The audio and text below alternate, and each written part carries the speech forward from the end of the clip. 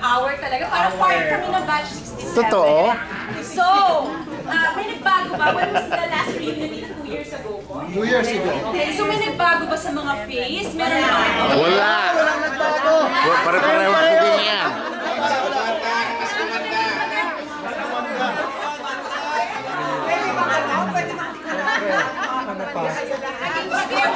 Nali. Starring si Nali.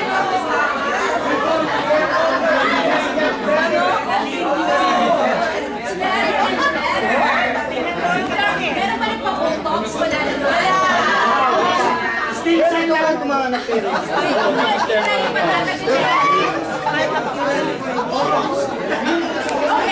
Okay. So we will start first with our laughter yoga. Meron na po ba dito naka-experience ng laughter yoga? Okay. Gusto natin para sa exercise. Yes, and this is Yoga. Nakakabata ito. Everyone would like to you, of course. He studied in Saan? Dominador. Orly. Indian Dr. Madan Kataria, and of course, together with the wife of Dr. Madan, Miss Malpuri Kataria. She's a yoga practitioner. So, ibig sabihin lang, basta ano lang, may science. May sayad. Merong laughter yoga. May science to ha, hindi ba yung science? Oo, may science. May science. Yes. So, scientific ang approach nito. And of course, yung laughter yoga has been conducted to cancer patients. Alam naman natin that they're undergoing something. Kidney patients, people in jail, syempre medyo depressed dahil nasa kulungan. Kasama na dito yung mga spouses of OFWs. And of course, people from the corporate world. Okay, so without further ado, I would like to introduce to you Mr. Julius Magno. Let's give him a round of applause. Good afternoon, ladies and gentlemen. Thank you very much, Vanessa and Dennis. And welcome, all of you, batch 67. Let's give everybody a big hand.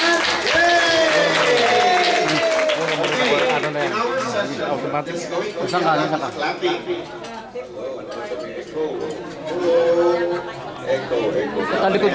Alright. Now, this is the scientific way to clap. The hands should be parallel to each other. Why? Because our hands are full of acupressure points. When you hit them, you stimulate these acupressure points, which will give you more energy. Yeah. Right? Okay, so let's clap this way. There. Okay. Aside from that, because in laughter yoga, you don't only laugh, breathing the right way, but you also have to feel young. And laughter yoga will really make you feel young. I'm going to teach you all of them. Now, so aside from clapping, we're going to shout affirmations. Like, I am good, very good, yay! You have to spread the fingers. This is for massage naman, ha? I am happy, very happy, yay! Rich, I am rich, very rich, yay! Alright, let's give everybody a big hand. Okay. First of all, what is laughter yoga? Anyone? Okay. Laughter yoga is a unique concept because here, anyone can laugh for no reason at all. Meaning to say, you laugh without depending on jokes, humor, or comedy. It is commitment. It's actually exercise, but with enjoyment. So, sino nagro-rowing ng boat dito? Yeah, Huwag ka magalit. Hindi, kaya ano ito? Kay Orly. So what happens in exercise? Nagdodobo lang hands, right?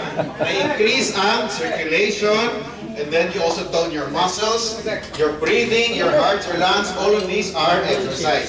Just the same as laughter yoga. Yun lang, may happiness pa, you're enjoying.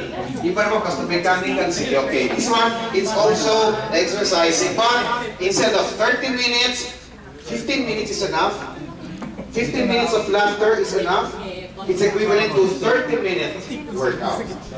Okay? So, Lahat laughter na-cover yoga ko is na. a unique concept wherein anyone can laugh for no reason at all without depending on humor, jokes, and comedy. We initiate laughter as an exercise in a group. Tama, nasa group kayo. Dami na. With eye contact. So look at each other.